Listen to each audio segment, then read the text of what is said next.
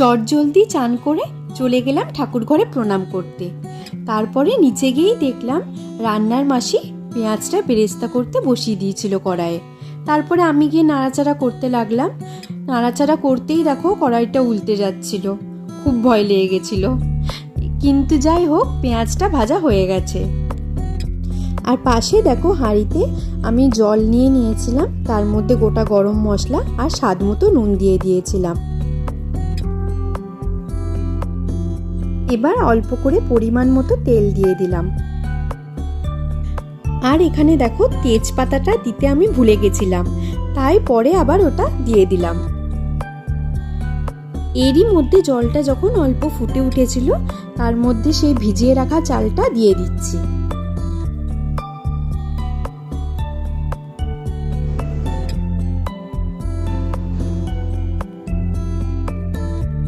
এখানে দেখো জলের সাথে চালটা ভালো করে মিশিয়ে নিচ্ছি। এখানে ম্যারিনেট করা চিকেনটা কড়াইটা গরম করে দিয়ে দিলাম। আর আমি তেল দিইনি, কারণ চিকেনটা ম্যারিনেট করার পর আমি একটু সর্ষের তেল দিয়ে দিয়েছিলাম।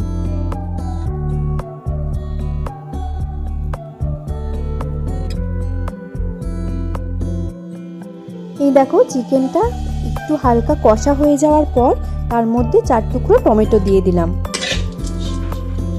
খুব ভালো হয়েছে কিন্তু বেরেস্তাটা, বলো? মানে এসে দেখি বলছি খুব সুন্দর হয়েছে। এবারে বুঝলাম কম তেলে করতে হবে, খুব বেশি তেল দিলে গলে যায়। তো বড় ডেচকি দেখে তোমরা চমকে যেও না, আসলে আমাদের জয়েন্ট ফ্যামিলি তো, ওই জন্য আমাদের সব কিছু একটু বেশি বেশি লাগে। এই দেখো আমি এখানে ঘি দিয়ে দিচ্ছি। তারপরে এটা ভালো করে আমি হাতে করে বুলিয়ে নেব চারিদিকে। পাশে তাকাতেই দেখলাম চিকেনটা কষা হয়ে গেছে, আর এদিকে আলুটা ভেজে নিচ্ছিলাম।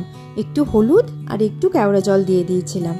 চিকেনটাও কষা হয়ে গেছে আর আলুটাও মোটামুটি হয়ে গেছে। তো এই দুটো এবার নামিয়ে ফেলবো। দেখো ঘি মাখানো ডেচকিটার মধ্যে কষা চিকেনটা হাফ ঢেলে নিচ্ছি। আমার না ঝাল ঝাল চিকেন কষা খেতে খুব ভাল লাগে, কিন্তু বাবা যেহেতু ঝাল খায় না, ওই জন্য না খুব ভয়ে ভয়ে ঝালটা দিয়েছিলাম।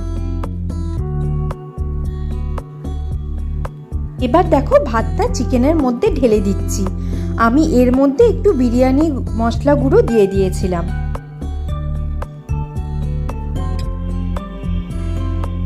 ডেচকিটা এতটাই বড়, দেখে যেন মনে হচ্ছে কোনো হোটেলে বিরিয়ানি হচ্ছে। আসলে আমাদের বাড়িতে বিরিয়ানি খেতে সবাই খুব ভালোবাসে, আর একটু ওই জন্য বেশি করে বানিয়ে নিচ্ছিলাম, যাতে রাতে আবার পরের দিনও হয়ে যায়।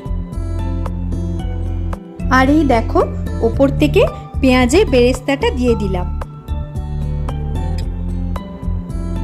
যেহেতু লেয়ারিং করে করে বিরিয়ানি করব, ওই জন্য বেরেস্তা দেওয়ার পর আবার একটু রাইস দিয়ে দিয়েছিলাম, আর ওপর থেকে দিয়ে দিচ্ছি বিরিয়ানি মশলা।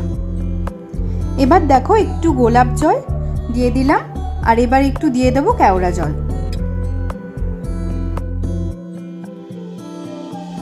আর এবার দিয়ে দিচ্ছি 1 টেবিল চামচ বাড়ির ঘি। এবার বাদবাকি যেই চিকেন কষাটা ছিল ওটা আবার রাইসের ওপর পুরোটা দিয়ে দিলাম।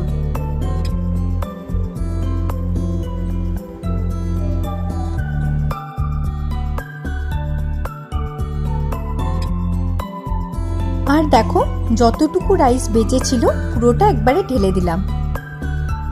একদম মাপে মাপে ভর্তি হয়ে গেছিল।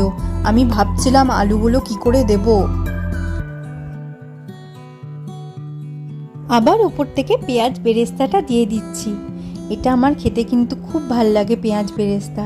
যখন বিরিয়ানিটা খায় আর এই বেরেস্তাগুলো মুখে পড়ে না, খুব টেস্টি লাগে।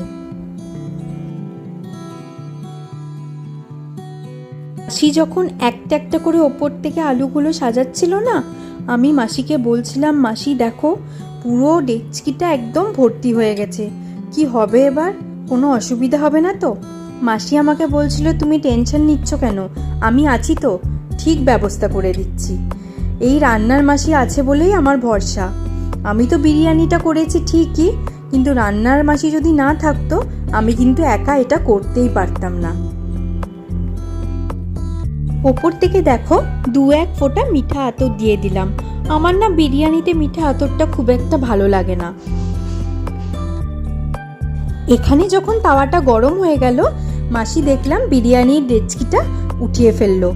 আর আমি মাসিকে বলছিলাম, বাপরে মাসি, এত ভারী বিরিয়ানি ডেচকিটা তুমি কিভাবে একা ওঠালে? মাসি বলছে, আমার সব অভ্যেস আছে। আর এই দেখো, বিরিয়ানিটা হওয়ার পর এরম দেখতে হয়েছিল। আর এখানে আমার শ্বশুরমশাই আমাকে বলল, তুমি যখন নিজের হাতে বানিয়েছো আমাকে তুমি দিয়ে দাও।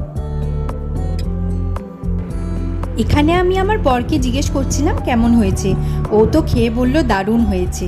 আর তোমরাও একবার এরমভাবে বানিয়ে দেখো, কেমন লাগলো আমাকে কিন্তু অবশ্যই জানিও।